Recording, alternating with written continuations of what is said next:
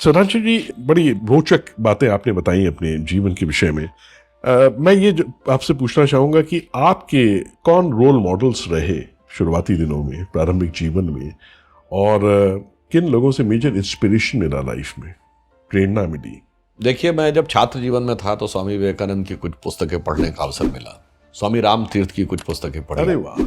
ये मैं अपना सौभाग्य मानता हूँ कि मेरी रुचि गंभीर विषयों में हुई, दार्शनिक विषयों में। तो मैंने जगत गुरु शंकराचार्य जी का अद्वैत दर्शन भी पढ़ने का अवसर मिला। बहुत गहरा नहीं पढ़ पाया, ईमानदारी बात करता हूँ, थोड़ा पढ़ा है।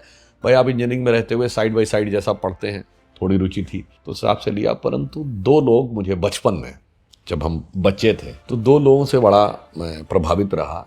एक श्री अरविंद, महर्षि अरविंद, श्री अरविंदो जिन्हें कहते हैं, और दूसरे श्री गुरु जी, गुरु गोलवलकर जी। क्या बात है! दोनों में विशेषता, मतलब क्यों मुझे लगा, दोनों मूलतः आध्यात्मिक पुरुष थे, आध्यात्म से प्रेरित थे, उद्भट विद्वान थे और सामाजिक राजनीतिक क्षेत्र में भी सक्रिय थे।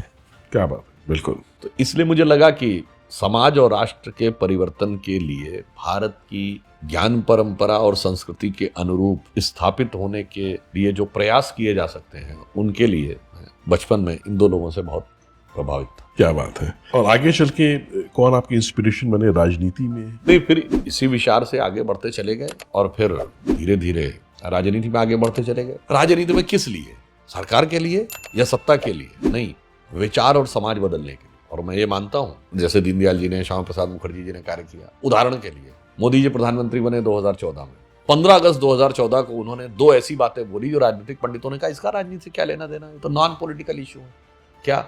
स्वच्छ भारत अभियान और बेटी बचाओ बेटी पढ़ाओ। कोई भी कहेगा इन दोनों पक्षों का राजनीति से तो मतलब नहीं, तो समाज से मतलब है। परंतु जो मैंने कहा ना, हम विचार का उद्देश्य समाज में बदलाव लाना है, मानसिकता में बदलाव लाना है, सिर्फ सरकार में बदलाव लाना नहीं है। तो आपने देखा दोनों मानसिकता में बदलाव आया। आज लगभग 10 साल हो गए। आज से 10 साल पहले लोग जितनी आसानी से किसी भी हाथ में आए हुए कूड़े रैपर को ऐसे आसानी से छोड़ दिया करते थे, अब ऐसा नहीं है। कोई भी व्यक्ति होता है, देखता है कि कूड़ादान, डस्टबिन कहाँ है, तो वहीं पे उसके ऊपर उसको सही जगह पे डालें। ये मानसिकता का बदलाव है। बेटी बचाओ बेटी पढ़ाओ में इतना परिवर्तन आया कि पिछले 10 वर्षों में जो नवजात शिशुओं में लिंग दर के अनुपात में भारी सुधार हुआ। यहाँ तक कि हरियाणा और राजस्थान जैसे राज्य जो इसमें बहुत पीछे हैं, उनमें भी नोटेबल सुधार हुआ है। और जहां तक मैंने पढ़ा था 2023 में शायद पहली बार ऐसा हुआ है कि नवजात शिशुओं में लड़कियों की संख्या लड़कों से अधिक है। ये होता है सोच में बदलाव। राजनीति का लक्ष्य जो मोदी जी ने 15 अगस्त 2014 को एक व्यू दिया था, ये होता है राजनीति में बदलाव लाने का वो प्रयास। तो मैंने कहा ना, वो जैसे उस जमाने में